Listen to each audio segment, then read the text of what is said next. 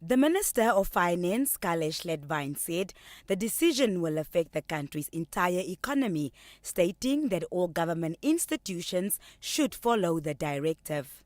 This directive will give effect to the local economic development objectives engendered in the Public Procurement Act.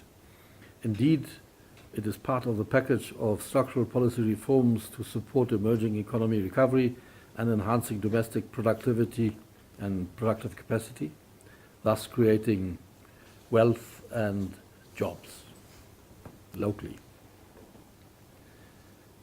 I call on all public entities and their procurement units to adhere to these measures promptly, and I also call on the beneficiaries of these measures to ensure standards of cost, efficiency, quality and reliability of goods, services and works we wish to procure from them.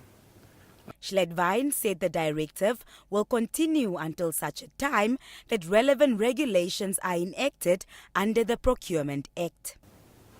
Now, in particular, the directive extends procurement reservations to 100% Namibian-owned SMEs and entities which are 51% or more equity-owned by Namibian citizens.